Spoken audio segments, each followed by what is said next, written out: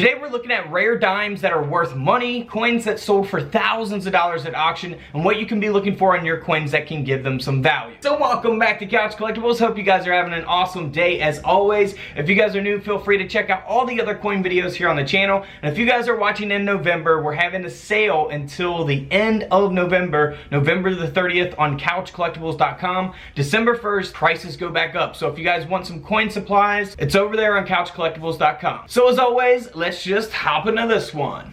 Alright, so starting off here with a 1955 Roosevelt dime.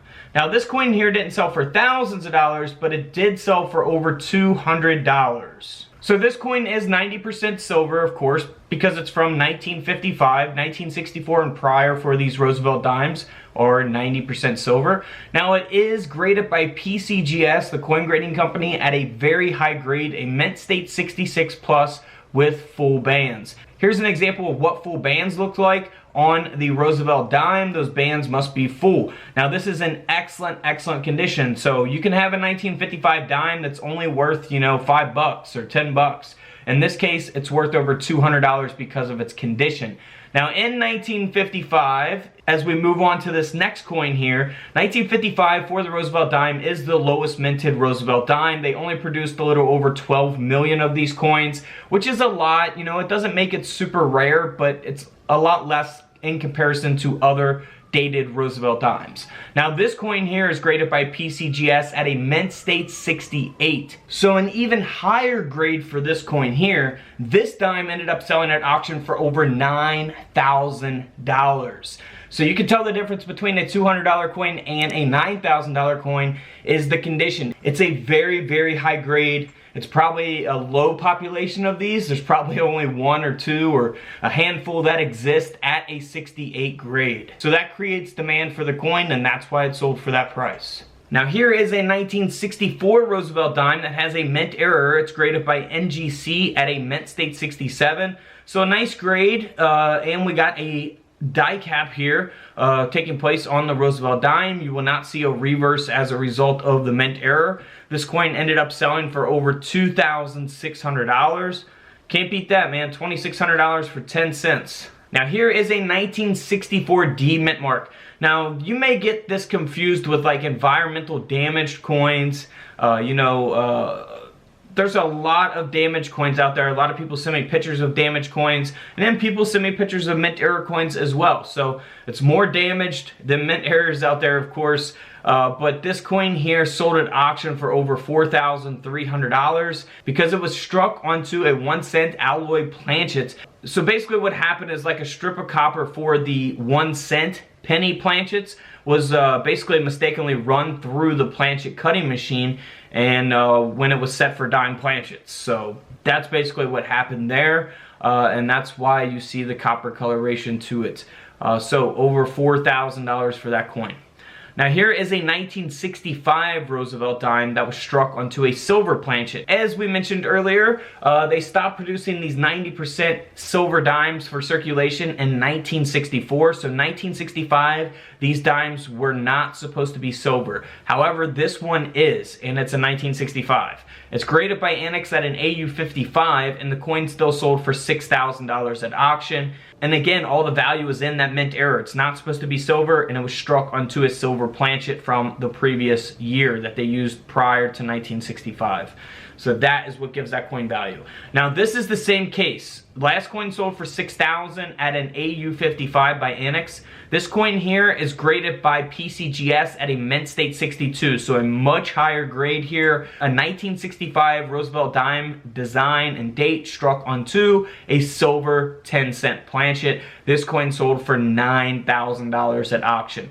So a $3,000 difference there in coins based on the condition of the coin and the grading company who graded it. Alright, so let's move on to a 1968 D mint mark because we're not going to stop at the 1965. This is a Roosevelt dime design that was also struck onto a 90% silver planchet, graded by NGC at an AU55. This coin sold for over $5,700 at auction.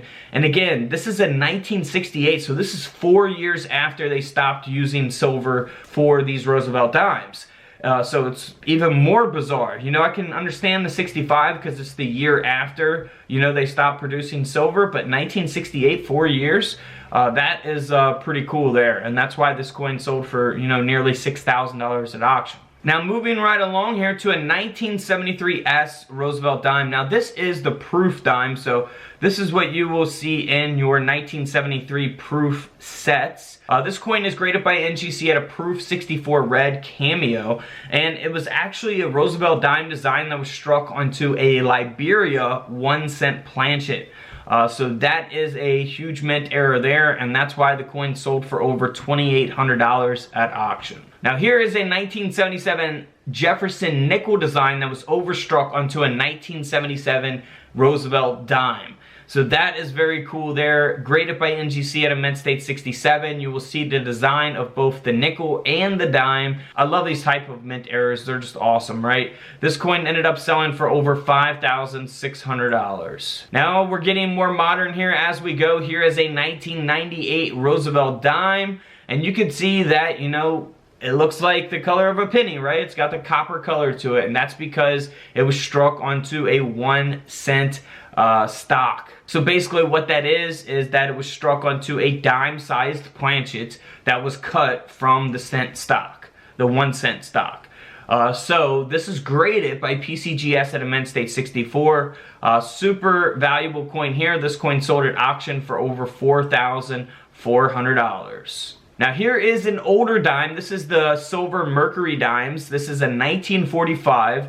You know, 1945, pretty common date. However, this one has a very nice mint error. The coin has been double struck, and that is flipped over in collar. So you'll see that the coin has been double struck, the design of course, and you'll see the reverse design here flipped over onto the obverse of the coin.